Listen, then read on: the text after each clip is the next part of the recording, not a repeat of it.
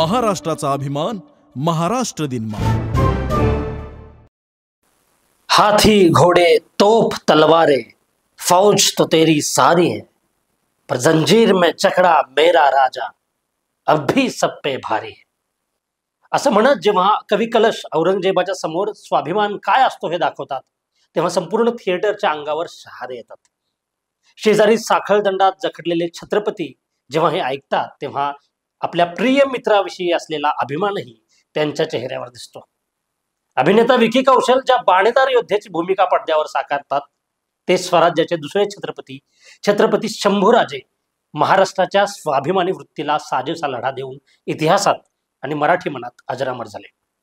जेव्हा शंभूराजे साखळदंडात बांधलेले असतानाही औरंगजेबाच्या डोळ्यात डोळे घालून बोलताय तसा सीन या चित्रपटात दाखवला गेलाय, तेव्हा जे संवाद आपण ऐकतो ते खरंच एका प्रतिभासंपन्न लेखकाची प्रचिती आपल्याला देतात.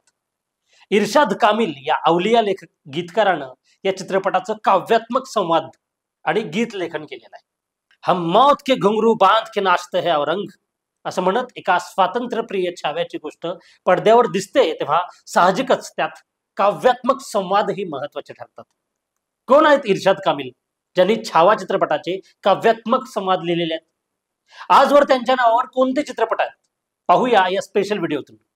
नमस्कार, मी राहुल सडोलीकर आणि आपण पाहायला सुरुवात केली आहे महाराष्ट्र दिनमान. ओ इको फ्रेंडली, नेचर के रक्षक, मैं भी हूं नेचर असं म्हणत रॉकस्टार चित्रपटात जॉर्डनचा विद्रोह दाखवणारे इर्शाद कामिल AR रहमान यांच्या संगीताला खऱ्या अर्थानं दाद देतात. आपल्या करिअरमध्ये संघर्षाचे अनेक चढ उतार पाहणारे इर्शाद कामिल मग त्याच चित्रपटात तुम हो हे गाणं सुद्धा लिहितात आणि हरवलेल्या प्रेयसीला साथ घालतात. पुन्हा त्याच चित्रपटात एका बाजूला कुन फया कुन म्हणत देवाला साथ घालतात. इर्शाद कामिल यांची आतापर्यंत लिहिलेली गाणी पाहिलीत की आपल्याला त्यांच्या विलक्षण प्रतिभेची कल्पना येते. जब वी मेट मधल्या सुरमई शाम असो किंवा स्पेशल 26, गुंडे, आक्रोश, दे दनादन, यारिया, हॅपी न्यू इयर, हायवे या चित्रपटातील गाणी असून इर्शाद कामिल यांचं लिहिणं हे ट्रॅडिशनल वे ब्रेक करणार आहे.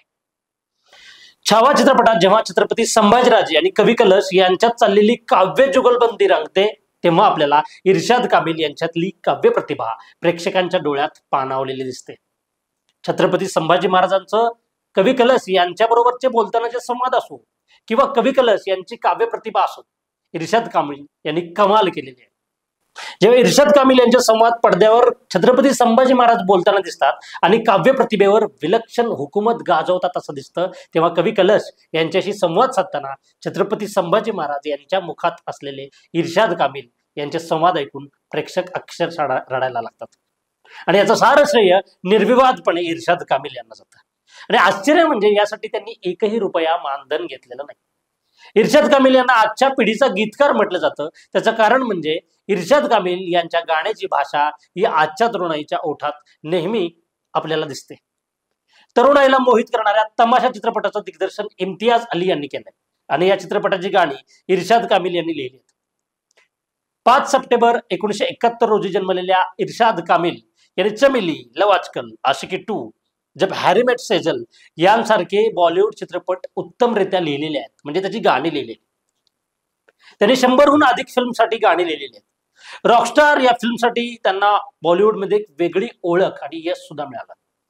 इर्शाद कामिलच्या व्यक्तिगत आयुष्याबद्दल बोलायचं झालं तर ते त्यांच्या पालकांचे 7वे अपत्य आहेत. पंजाबमधील मलेरकोटला इथं जन्मलेल्या इर्शाद कामिल यांनी पंजाब विद्यापीठामध्ये शिक्षण घेतलं आणि तिथंच त्यांनी हिंदी विषयामध्ये PhD प्राप्त केली. इर्शाद कामिल यांनी आपल्या लेखनानं बॉलिवूडमध्ये स्वतःचं एक मोठं स्थान निर्माण केलंय. विशेष म्हणजे त्यांनी लिहिलेली गाणी केवळ अर्थपूर्णच नाहीत, तर आजच्या पिढीलाही समर्पक वाटतात अशीच आहेत.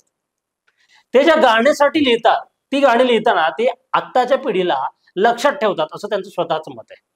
अगदी शृंगार गीतं ते देशभक्ती आणि तत्वज्ञानापर्यंत सगळ्या प्रकारची गाणी आजपर्यंत इर्शाद कामिल यांनी लिहिलेली आहेत. काले औरत का खाब या आपल्या ऑटोबायोग्राफीमध्ये त्यांनी आपल्या गीत लेखनाच्या प्रवासाची माहिती दिली. हे पुस्तक वाचताना आपण एखाद्या आयुष्याचं काव्य वाचतोय असंच वाटतं. आपल्या प्रतिभेच्या जोरावर त्यांनी फिल्मफेअर, स्क्रीन, आयफा, झी सिने अवॉर्ड्स, मिर्ची अवॉर्ड यांसारखे अनेक मोठे मोठे पुरस्कार जिंकलेले आहेत. छावा चित्रपटातल्या काव्यात्मक संवादातून त्यांनी पुन्हा एकदा प्रेक्षकांच्या हृदयाला एक हळूवार साथ घातली.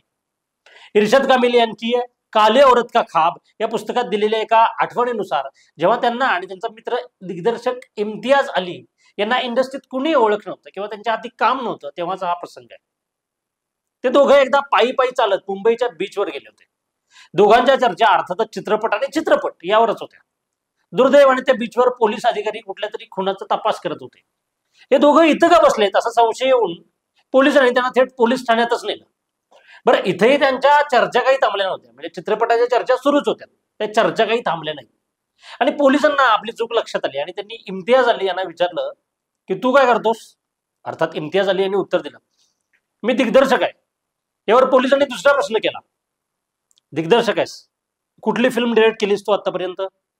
त्यावर इम्तियाज अली यांचं उत्तर आलं, नाही अजूनपर्यंत कुठली फिल्म नाही डिरेक्ट केली, पण मी करेन लवकरच. पोलीस हसले आणि त्यांनी आपला मोर्चा इर्शाद काबिल यांच्याकडे वळवला आणि त्यांना विचारलं, तू कोण.